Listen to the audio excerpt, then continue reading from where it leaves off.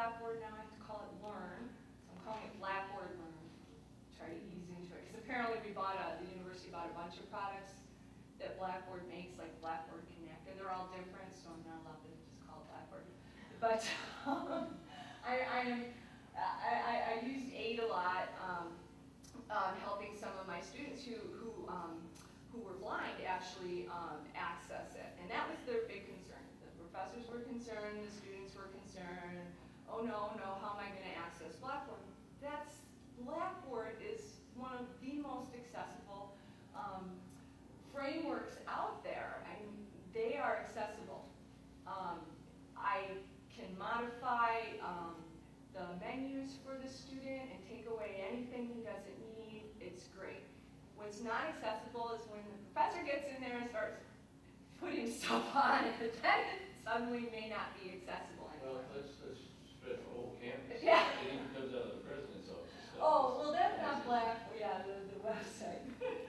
So it is accessible. I think we're pretty successful with this student because the professor was great, and we worked together, and he ended up uploading a lot of Microsoft work, and he was saving things as graphics, and this particular student, and most students who have a high level of blindness use a screen reader. And JAWS is the most popular screen reader. And we have copies on campus, and they are in the Assistive Technology Lab, which is in 119 Corpus Christi Hall.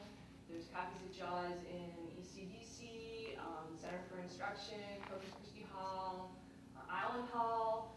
So it's around campus for our students, and I am happy to look at anything that you might want to put up to let you know in JAWS if it's accessible or not. I do that for some of the websites that are going up on campus. So things that would make Blackboard not be accessible would be if a professor uploads a picture or a graphic or a picture of text. So a picture of text wouldn't be real text, it would be a picture of text. Let me give you an example.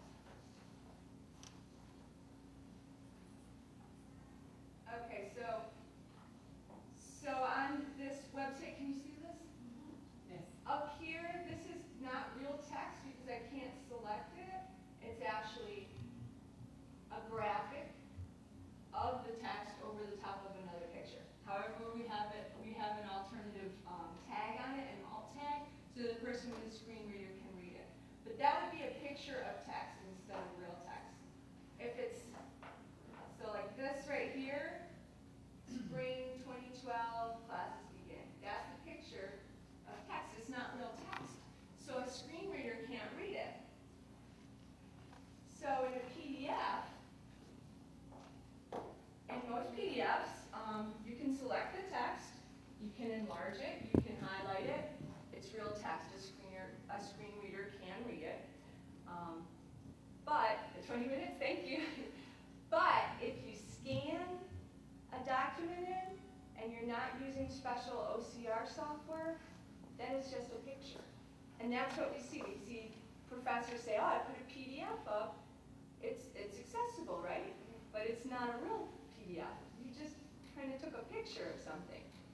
The way to do it, let me get that to my, sorry.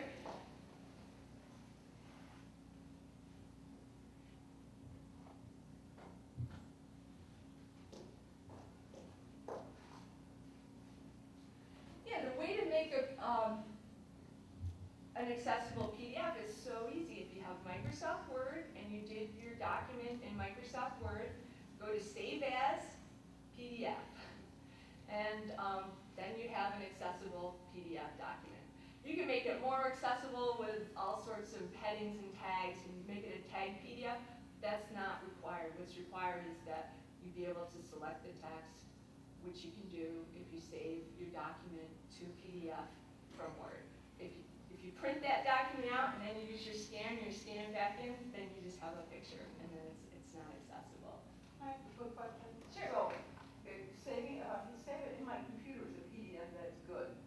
From Word, yes. Well, just don't scan it and then turn it into a PDF. Exactly, Gotcha. exactly. The reason for a Yeah. PDF is to, So nobody can edit it. right, so the student gets what was put out there. Right, yeah, because you don't always want to put a Word document up, because you don't want the student to change it, say, well, this is what I thought, this is what it said. You don't want them to be able to change it. Make it in Word, save it as PDF, don't rescan it in.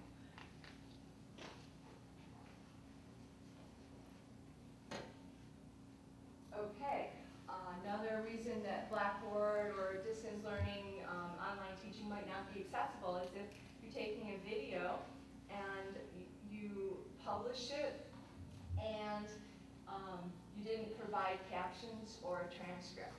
And this has only been about a year since they started coming down hard on that.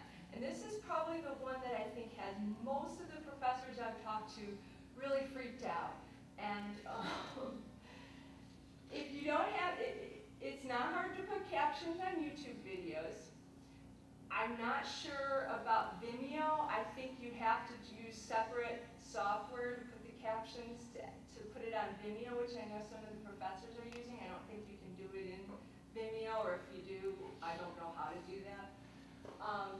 YouTube, you can, if you want to make your own captions, if it's a short video, I'd say under like 10 minutes, you can do it. You can have a student do it. You can go to something called, and I have it open, but I think we're not going to have time to look at it, CaptionTube.com. It's a free service. It helps you type your captions in and time them with the video. And then you save it as YouTube, put it in Blackboard, you got captions.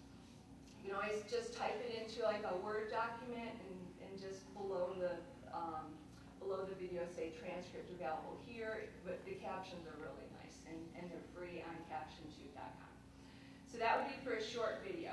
If the video is longer and it may not be feasible, maybe you don't have a student assistant, maybe you don't have time to type it, it's not feasible for you to do it, you can hire, there's a bunch of different captioning companies. It's about $6 to $10 per minute. So it's a $10-minute video. It's going to be $60 to $100. Now, if that's not feasible, because I know budgets are tight and you probably don't have captioning built in, there is a third option, and that is that Google Translate will do automatic machine captioning on the fly through YouTube. And I do have information, I don't have time to discuss, but I have their webpage open at the end that tells you how to do it.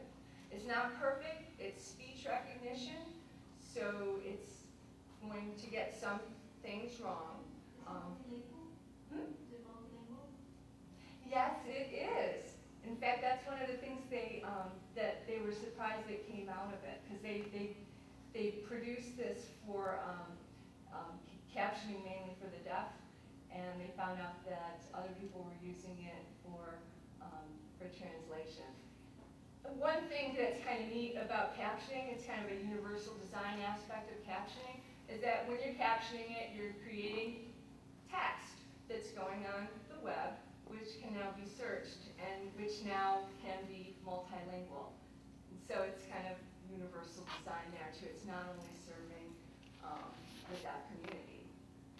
So what was I saying? Okay, automatic captioning, machine translation by Google, because they bought YouTube, and it's only about 85% accurate, but that'll get you by, and you can always kind of take it and edit it and fix the really bad spots on that.